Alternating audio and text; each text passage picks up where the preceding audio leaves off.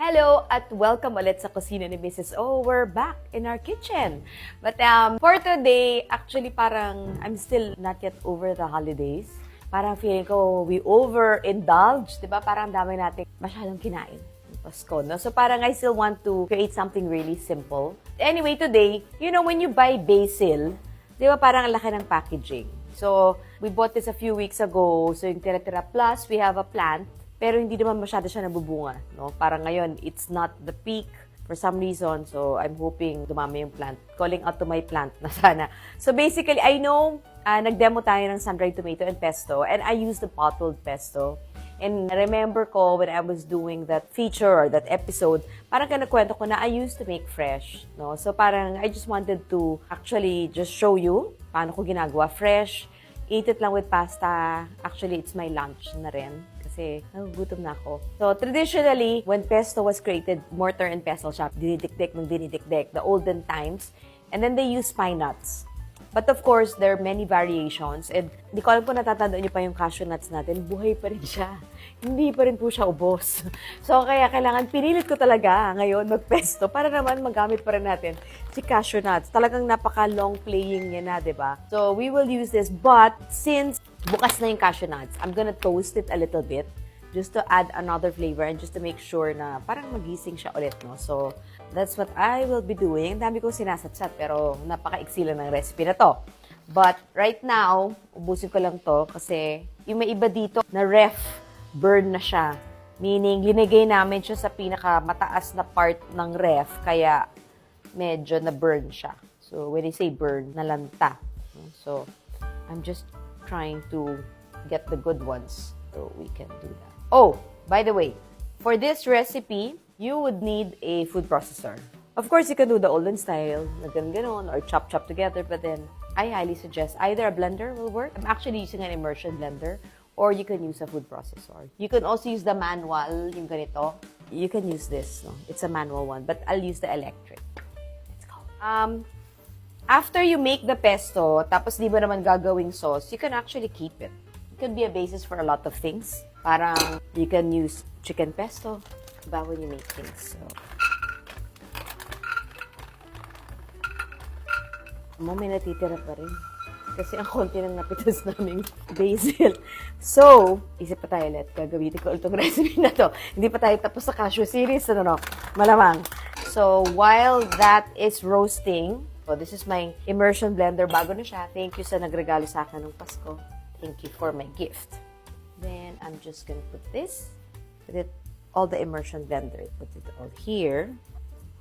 Making sure hindi ko masunog to. Put it in low fire. To keep it just there. Then, we need here olive oil. Wala talagang takas yan. But, since mahal ang olive oil, you can actually mix it together with, this is extra virgin olive oil. Mix it with a bit of olive oil. And then, you can even insert a bit of canola oil para hindi masyadong mahal. So, I'm just gonna put some pepper. Maraming iba't ibang consistency. So, if you're going to use a food processor, ibig sabihin yung blades no, it's not as fine as this. So, pwedeng medyo pasty, medyo thick yung pesto ninyo.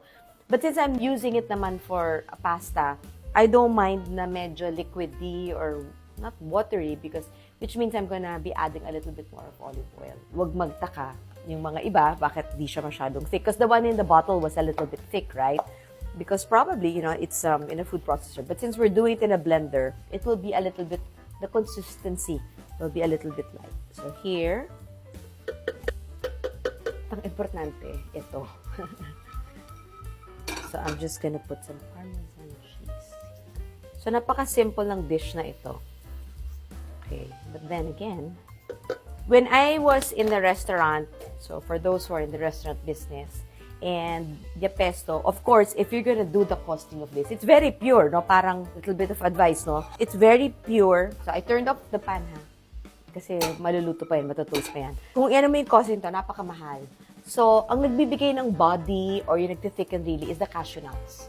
Na pwede rin pine nuts, pwede rin pistachio, pero napakamahal. So, of course, the costing of that is expensive. So, the one that really absorbs all the oil is the cashew nuts and the Parmesan cheese. yung trick na ginagawa ko before, it's I would add the breadcrumbs. So, yung mga dulo ng bread, ginagawa ko siyang breadcrumbs. And that's what I would add to the pesto.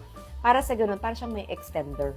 Kung yung mga burger, may mga secret sila, yung mga puso ng saging, di ba? Dami mga extender, yung iba bread.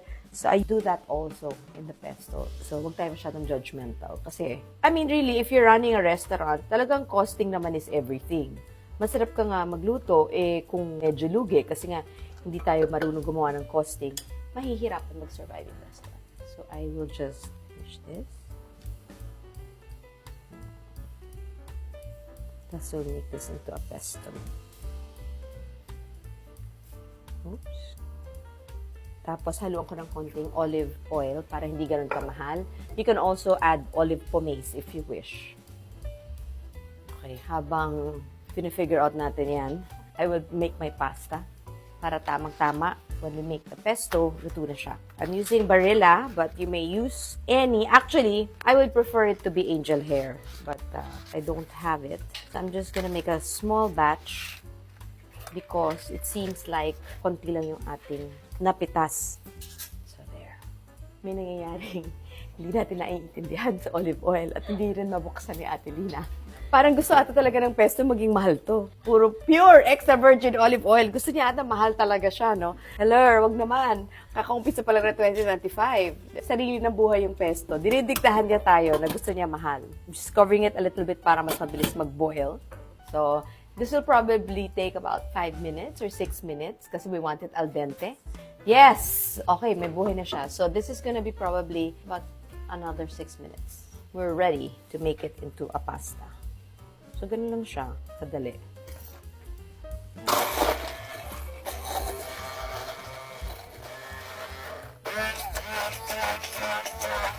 So, how will you know that the pesto is a little bit cooked? Of course, it will turn into vibrant green, which is because of our basil. Some can actually mix cream, parang pesto cream sauce, no?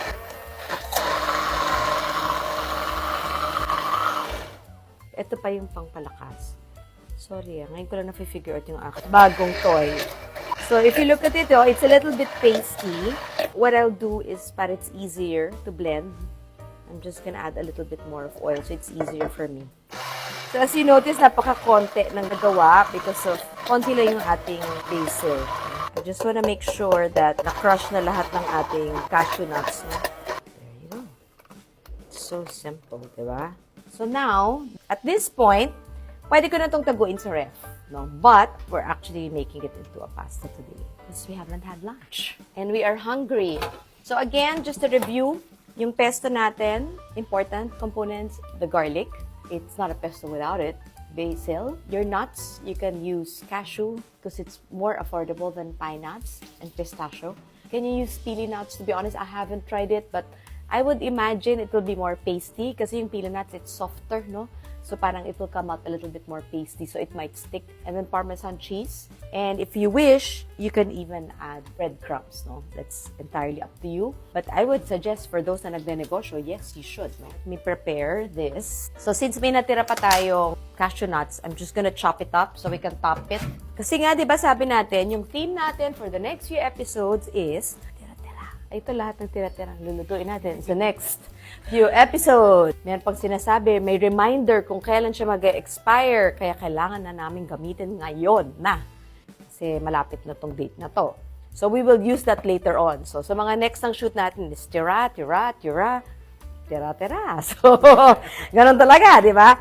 Ganun ang buhay, January, di ba? My brother, nung nag-spend kami na New Year's Eve sa family, hindi kami uuwi kasi straight sa bahay, may dadaanan kami ng husband ko. So, hindi kami makatake home. So, yung sister kong isa, the one right after me, yung parati ko tinatawagan for medical emergencies, siya yung nag-uwi lahat. So, ang joke is, meron na siyang pagkain hanggang Valentine's Day. Ganun kadaming take home. Kaya, thank you to ate, to our eldest sister. Ang dami niyang hinanda. So, kung magutom kami ni Len, alam na namin dun kami pupunta sa QC.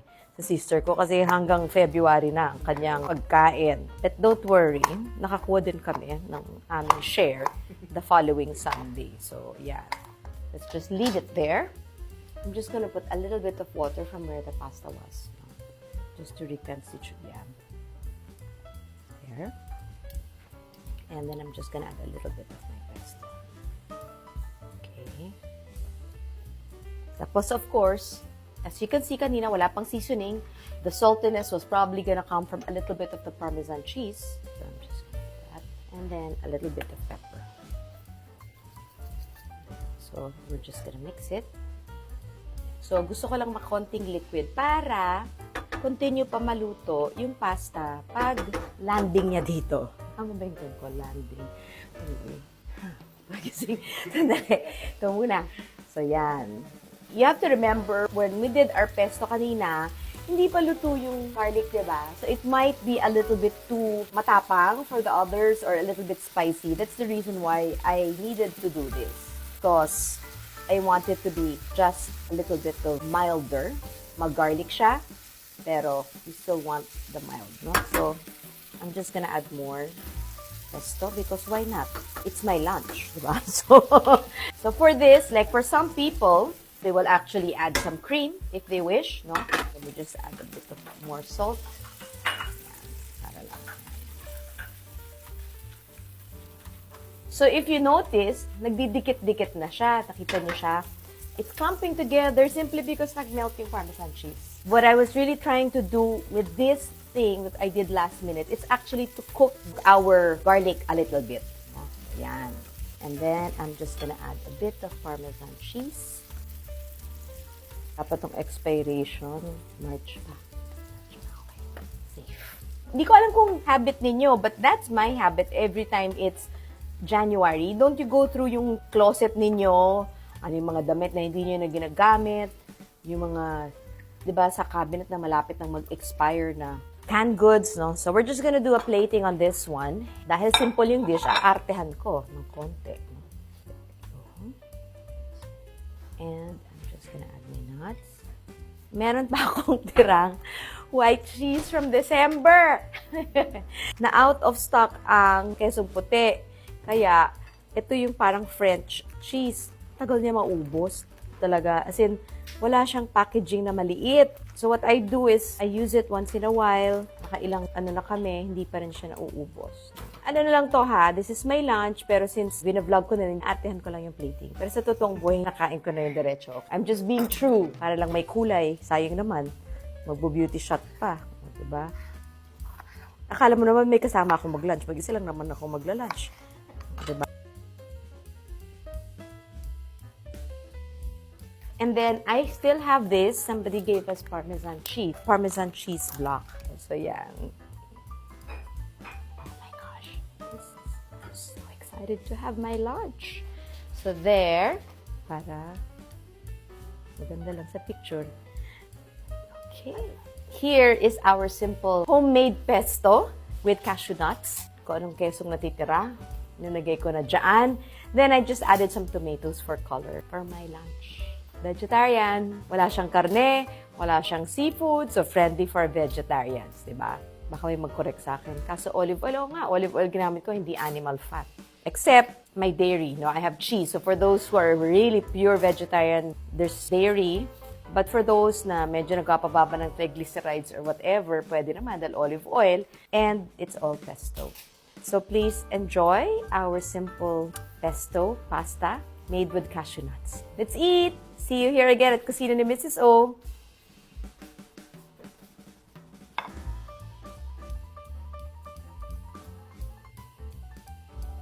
Hello, loko lang yung goodbye. Ako rin pala magta-taste kasi mag-isa lang ako for lunch.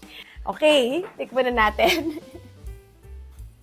So, medyo madikit siya, meaning nag-clump up siya together simply because nag-melt na nga yung Parmesan cheese. So, siguro if this was like with more breadcrumbs, probably it won't be as sticky, but I like it the way it is. And I'm gonna have 1 tomatoes. Ang mahal-mahal na ng tomatoes yan, 28 pesos for 4 pieces, ha?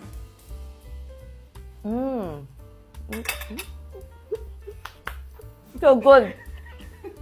Stop. It's exactly what I'm craving for.